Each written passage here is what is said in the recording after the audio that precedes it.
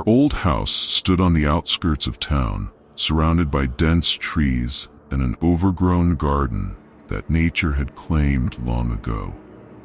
My family and I had moved in only a few weeks earlier, but I already felt the house's heavy, almost oppressive atmosphere. From the beginning, the house seemed strange. Creaks and groans echoed at all hours, even on windless nights, and chilly drafts snaked their way through the walls, unsettling even in summer. One evening, when my parents were out shopping, I decided to explore the house a bit more thoroughly. As I wandered down into the basement, I noticed something odd about one corner. There was a section of wall made of bricks that didn't match the rest, and they looked as though someone had tried to pull them out at some point. As I stepped closer, I noticed a small metal handle embedded in the wall, almost hidden among the bricks. My curiosity got the better of me, and I grabbed it and pulled. At first, nothing happened, but after a moment, the bricks started to shift, grinding against each other, and slowly revealed a narrow passage that extended further beneath the house. In the dim light of my flashlight, I could see a long tunnel stretching into the earth. The walls were damp and covered in patches of mold, and the air was thick with a musty metallic scent. My pulse quickened. There was something about this tunnel, an almost magnetic pull that seemed to invite me deeper, as if it held a secret waiting just for me. But a warning stirred inside my mind. A whisper that seemed to say, "Don't go in." I was just about to close the hidden door and forget the whole thing when I heard a faint voice drifting up from the darkness. The whisper was so soft, so faint, it was almost drowned out by my own heartbeat. It sounded like someone was quietly calling my name from the very depths of the tunnel. "Pavel? Pavel, come closer." I froze, my pulse quickening as I tried to process what I was hearing. Part of me wanted to run back upstairs and seal the passage, but the voice was oddly comforting, almost familiar, as if someone down there needed my help. With my flashlight trembling in my hand, I stepped inside the tunnel, peering into the gloom. The walls seemed to close in the further I went, as though they had been hastily dug by someone desperate to hide something deep underground. I took another cautious step forward, my flashlight casting long shadows across the uneven stone walls. After only a few paces, the light began to dim. Only then did I realize how far in I had already wandered. The silence in the tunnel was absolute, thick and stifling, and I soon heard footsteps echoing softly behind me. I stopped, barely breathing, and strained to listen, but the sound ceased as soon as I did.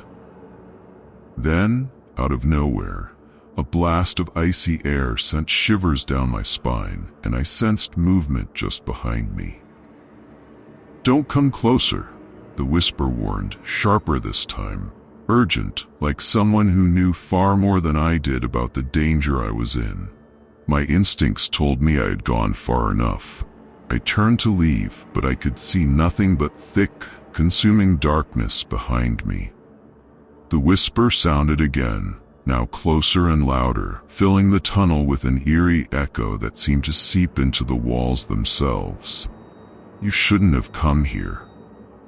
Fear gripped me, and I bolted back toward the entrance. But as I ran, the tunnel seemed to shift, as though the walls were closing in on me. Each step grew harder, the air heavier, and my breaths came out in panicked gasps. It felt as if the earth itself was determined to hold me captive. When I finally broke out of the tunnel and pulled the door shut behind me, I was overcome by an overwhelming exhaustion. My legs felt weak, and I leaned against the wall, struggling to calm my racing heart. I knew I shouldn't go back, that I had no business in that place, but I had the disturbing sense that the tunnel wasn't done with me yet. That night I fell into a restless sleep and was soon pulled into a vivid, disturbing dream. In it, I was back in the tunnel, but it seemed longer this time, almost endless, with smooth, mirror-like walls that distorted my reflection as I walked. I caught glimpses of my face in the stone, stretched, twisted, somehow wrong. The voice was back, louder now, more urgent. This time, it repeated a single word: return, return. I awoke in a cold sweat, my heart hammering as fragments of the dream lingered in my mind. All day, a strange, pulsing thought gnawed at me, pulling me back toward the hidden tunnel in the basement. It was as if the tunnel had opened itself to me, let me in on a dark secret, and now it wouldn't release me.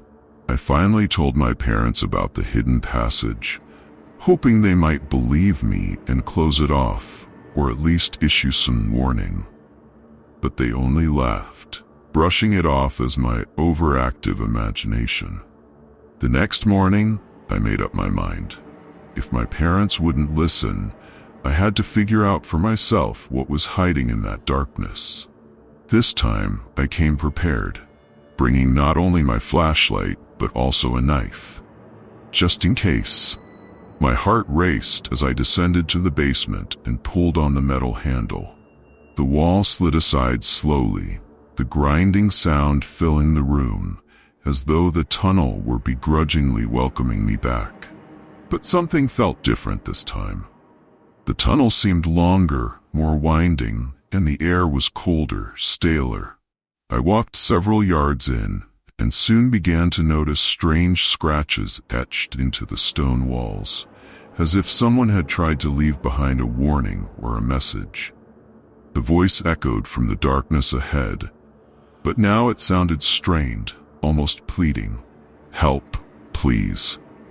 The flashlight beam revealed a shadowy shape at the end of the tunnel, and I stopped in my tracks, certain someone was there. But as I moved closer, I realized it wasn't a person at all. It was a faint silhouette, almost translucent, fading into the shadows. Just as I got close enough to make out its form, the figure vanished, and the walls seemed to draw closer again, pressing in. The tunnel was like a living thing, shifting, narrowing, as though it were trying to trap me inside. "Come further," the voice whispered from up ahead, and without fully understanding why, I took another step forward. By now, I couldn't turn back. A strange force seemed to pull me deeper into the tunnel. With every step, the whispers grew louder, and soon I could make out the words, "We've been waiting." Symbols began to appear on the walls, drawn in some kind of dark ink that shimmered faintly in the flashlight beam. They looked ancient, cryptic, as if left there by someone long ago to warn others of what lay ahead. But what did they mean? Finally, I reached the end of the tunnel, a small room with a low ceiling and strange, circular symbols carved into the stone floor. In the center stood a wooden figure with a distorted, twisted face, something old and unsettling. It was only then that I realized this place was never meant to be found. The shadow I had seen earlier appeared once more, but now it was clearer. A face, pale and hollow-eyed, stared at me with a mixture of hatred and despair. It extended a hand, and an unbearable chill seeped into my bones. The voice filled the room, echoing around me as though the walls themselves were speaking. "Now you are one of us. You must stay here." My scream echoed through the small room as I instinctively gripped my knife and turned to run. The tunnel seemed to twist around me, closing in with each step, trying to drag me back. When I finally broke free and slammed the hidden door shut, I felt as though something was clawing at me, trying to pull me back into the darkness.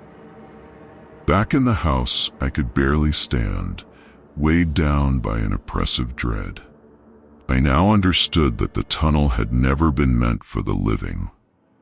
From that night on, the house became a place of constant unease.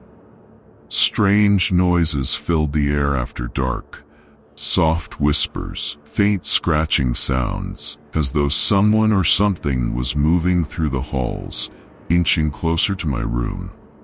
Every night, just as I was about to fall asleep, the whispers would drift up from the basement.